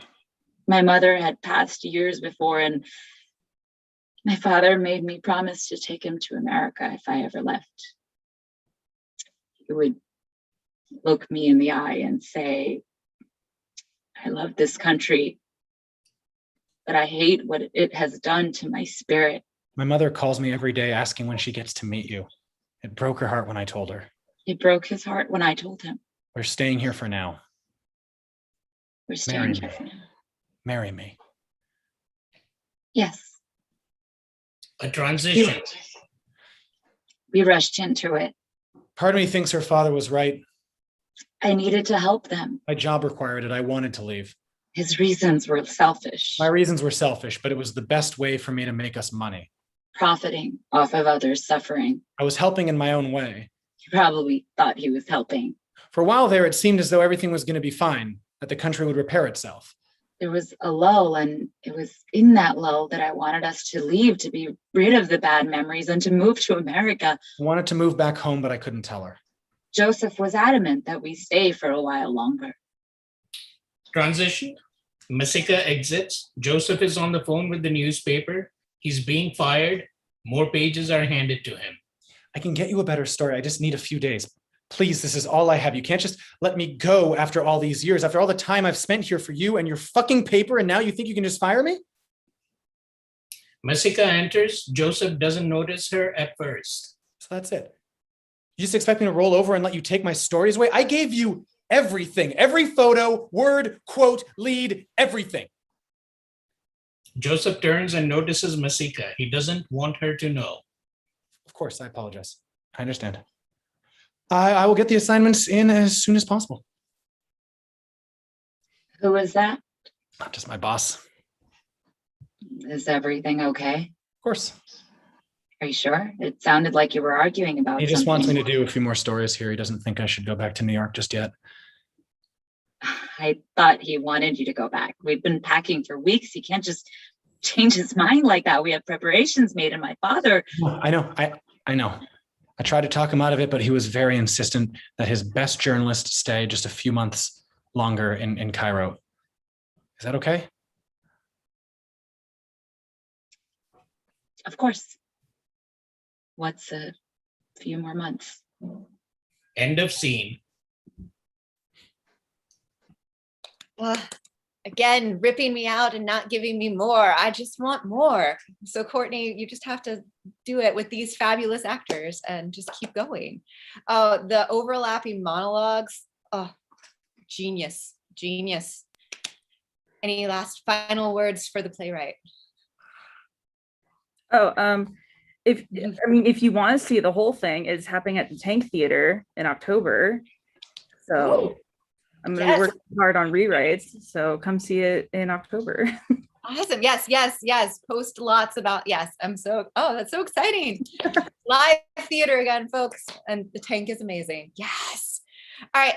I will send Team Courtney back into the Zoom ether and I will call forth, sadly, our last play of the evening. But I'm very excited to see this play. M.A. Gardner Santos. Yay. Because the title alone has me so intrigued, and then the cast is so fabulous that I'm just beyond thrilled. So Gaysian American male play. I turn it over to our fabulous writer. If you are in M.A. Gardner Santos's play, please come forward. Show yourselves so your amazing writer can introduce you and take it away. Yes, I'm so excited to work with colleagues and friends on this piece, which is the start of a trilogy called the Sticky Rice Chronicles. And we're exploring what it means to be a millennial Gaysian in New York City. And if you could find love in a city full of rice queens and bagel chasers. TV perfectly H, if you know, you know. And I would love and super excited to present Joey Ladonio as Luke, Jay Paranada Freed as Richard, Taylor Milchel as Avi, and Matthew Menendez as Trong, and our stage directions. So take it away. Gaysian American Male Play by M.A. Gardner Santos. Scene 1. Richard Delgado sits at a bottomless mimosa and hangover sunglasses at Streetside Brunch Place in Chelsea, listening to Luke Turner's rendition of the dating scene in NYC.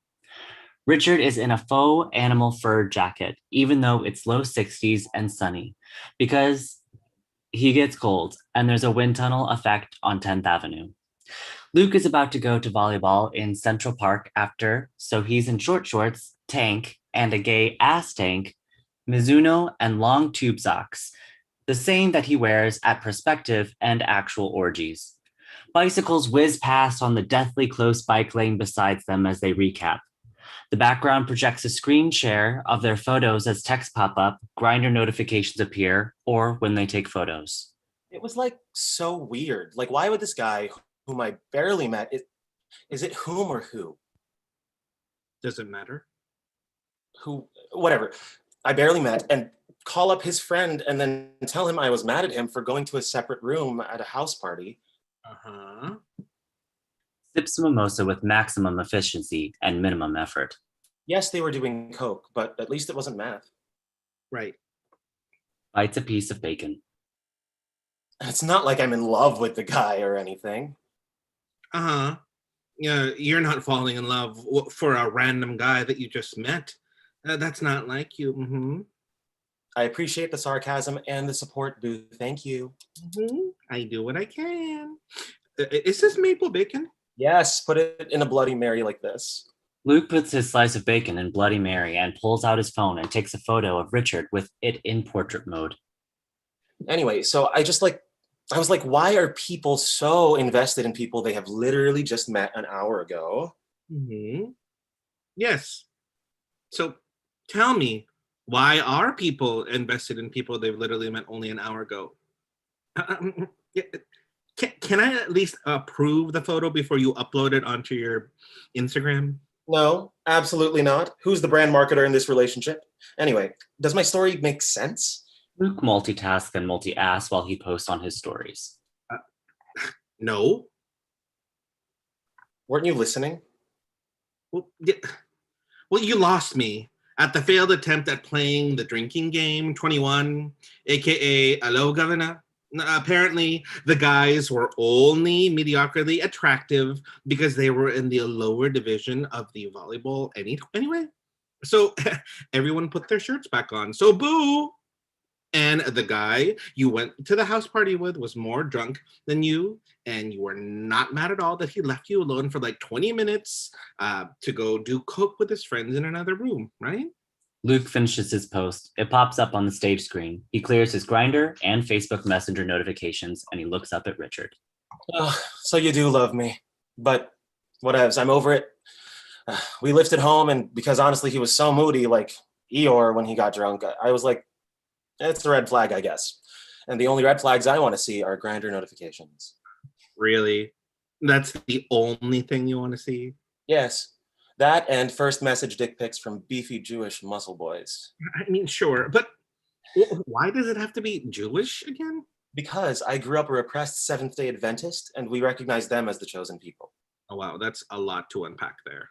Nutella French toast and huevos rancheros arrive. There usually is. I love this place. That was so fast, especially for a Sunday brunch place. But like, what was I saying? Oh, yes. Like, fuck trying to find love. Fuck trying to fuck. Fuck me. Fuck you. Yeah. Here I fuck, there I fuck, everywhere I fuck, Old MacDonald, and shit, you know. Yeah, I know. Can I just not find the rice queen of my dreams? Yay or nay? Yay. The man I deserve, who is not only rich, but has abs, and we'll have a Frenchie in Hell's Kitchen in our one bedroom office alcove, not fourth floor walk up, and not Worldwide Plaza. Whoa. What's wrong with the Worldwide Plaza? I'd run into too many of my ex-Grindr hookups. Anyone in particular? No, Richard. Avi and a nondescript Asian male enters and sits at a table behind Richard and Luke. Right. A pause of silence as bacon is eaten. Hungover stares exchange. He was just a Fire Island fling, Richard. I'm super over it now, and the best way to get over someone is to get under someone. I think I'm quoting you, circa 2012. Yeah. I mean, right. Like, he's like over there. Luke flinches instinctively and then composes himself, tries to hide behind his phone, which is obviously too small, gives up, and then nonchalantly makes an excuse to turn to look. He's with another Gaijin. Are we surprised? Are we bothered? No, of course not. No. Of course not. No, of course not. I mean, I couldn't tell. Could you tell me one more time? Thank you. Next, Richard. A little too loud, piquing the interest of the nearby socially distanced table. I'm like super over it. Oh, really? So do you want me to call him over so you can say hi since you're super over it? Richard puts his arm up as he was going to motion him over, and Luke almost smashes the huevo, slamming it down. Okay, you're real funny, but go fuck yourself in the nicest way possible. Avi sees Richard, waves, and gets up from the table and starts heading towards them. Oh. Hey, Avi. Haha, very funny. As if that fucking rice queen slutbag whoreface dingleberry would ever say hey after everything that's happened. Which fucking rice queen slutbag whoreface dingleberry are you referring to? Luke shoots up out of his chair, turns around, and suddenly it's at the house party. Luke and Avi are hug, dance, swaying in the middle of the living room. Both of their shirts are off and their guard is down. Little Mix's FU plays in the background. A B C D E E F U. Luke is a flurry of very matter of fact when he's high, apparently. I want you, and I've been afraid to tell you and say what I really mean because it's scary. And it means I'd have to leave Brad, and I don't know what to do. And I'm glad you're telling me these things. I want to hear these things. They're things you wouldn't tell me otherwise because they're hard to say. I want to be with you. I want to be with you too. It's just hard to believe it sometimes when you say things like, you were only with me for the sex, or you never want to see me again. You know I don't mean it, Avi. Avi. I know. I've learned that about you. And I know that you're probably having more of a difficult time than me because you're in a relationship. But what you're saying tonight are the things I've been wanting you to say to me for a long time. A very long time. Avi, I'm cold. Okay. Just hold me. Why do I fit in your chest so perfectly? The world reverts back to brunch as Avi and Luke pull away. Because, as that Luke shot up in surprise, he knocked over a waiter carrying someone's chicken and waffle fries and syrup and bloody marina, and it spilt on Avi, whose shirt is off at this point. Why is your shirt off in the middle of brunch? Why wasn't it not off? It's okay. I have another one in my overnight bag. Who calls it an overnight bag? Louis Vuitton, Dolce & Gabbana, Versace. Oh, not just the bag, if not to blatantly show in my face that you spent the night at not your place. Luke, people are staring. Yes, at your abs. Jesus, aren't you cold? Yes. Yes, he is. You are not helping. Oh, you're a lost cause, honey, and beyond help. It's great to see you too, Luke. Long time no chat. Yes, that's because I blocked you on Facebook, Insta, your phone on my phone, WhatsApp, Grindr, OkCupid, Hinge, Field, Scruff, Adam for Adam, Hornet, The League, and made sure you didn't have a J-date just in case. You had J-date? Yes, to make sure you weren't on it. Okay. Wow. Well, what is happening here? Oh, this is Nondescript Asian number 66? Trong. Trong, meet Luke. Hi. Oh, hi. Cool. Are you boyfriends? Oh, no. No, just good friends. Ah, Avi and I were good friends once. Just be careful. Oh, Smariosa. Okay. Well, it was great seeing you again, Luke. Really. Enjoy your bacon bloody, Richard. You know, I always do. Avi and Trong leave to sit back down at their tables. Can you believe him? Ugh, ogling and dangling that hot Gasian guy right in front of me, like. Ugh. So, Avi is still into you. I know, right? Lols. Wait, what? No, he's not. Luke and Richard exchange shrugs and faces. How do you even know, Rich? He's told me. Huh, and I'm a verse top. I mean, it's true. We're both in financial compliance, and right now, we're both contracting at the Bank of China. What? What? Why didn't you tell me this, Richard? Oh, yes. That's right. I knew there was a reason we were at brunch today. Hey, your non-ex-boyfriend and I are working together at the Bank of China. We were watching RuPaul together last night, and you didn't tell me? I didn't want to ruin the Ru deal. Wait, so you knew he was going to be here at Bake Shop? For brunch? Richard takes a bite of bacon and sips his Mary, puts his shades back up. He tries to find a waiter. Check, please. Luke rips the Versace glasses off his face. I swear to God on my Fire Island share this year, in the name of all 4 Blackpink members, Jisoo, Jenny, Rose, and Lisa, I will hide your antidepressants and steal your sewing machine if you don't really and actually spill the motherfucking tea right here, bitch. Oh my God. Okay. Maarte talaga. I get those. I got those sunglasses at the Sunglass Hut. Okay. And they were on sale. And I'm too fat for this. Okay. Grabe. Okay. Actually, nothing happened. I will kill you and your teacup poodle. Okay, fine. So I had to do a double take when I spotted him at work.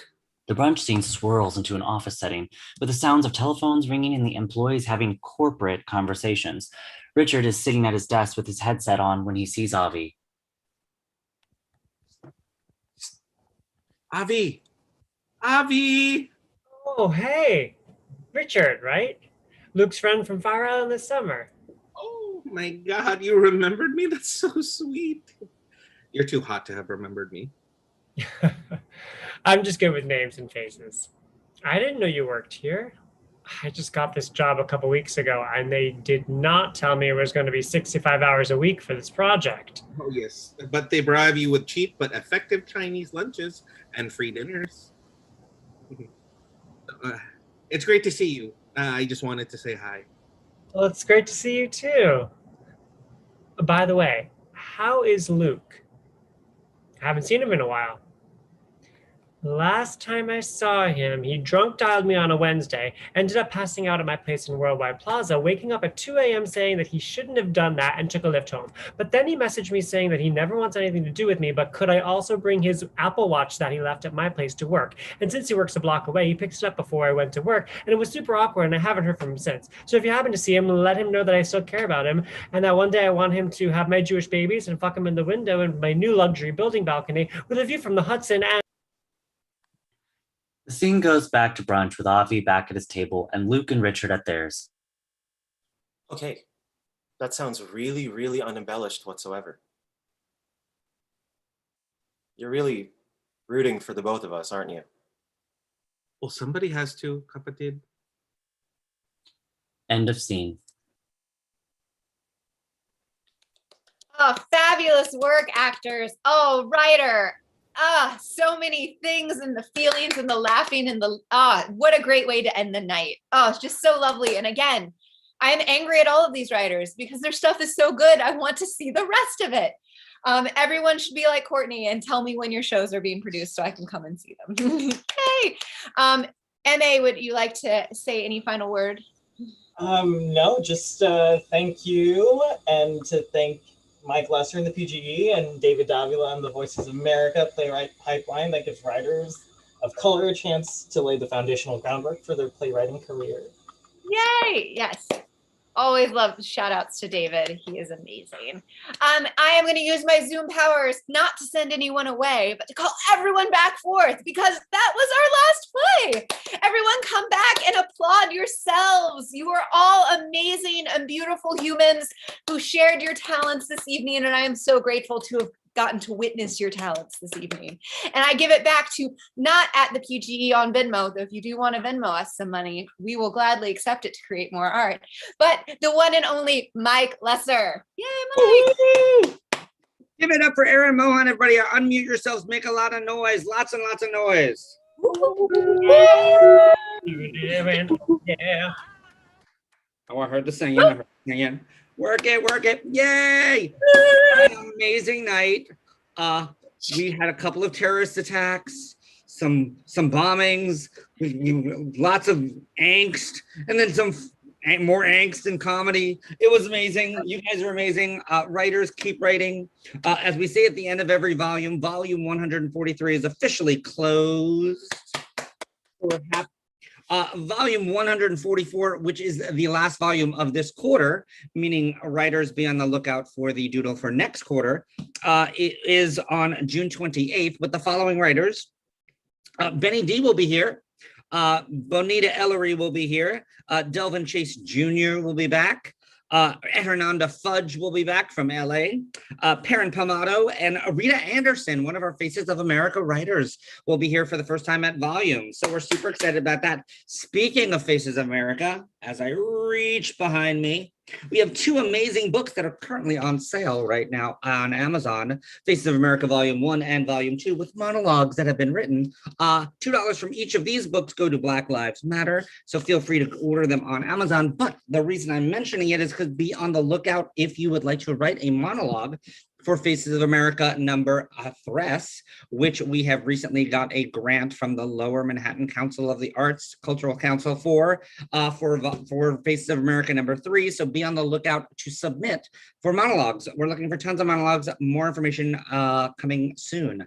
That being said, everybody give yourselves a huge round of applause for being here. Again, thank you, Aaron. Thank you, everybody that's out there. If you haven't subscribed to our whatever this is channel below, feel free to and like this video. Who cares about the other ones? Like this one, but like all of them.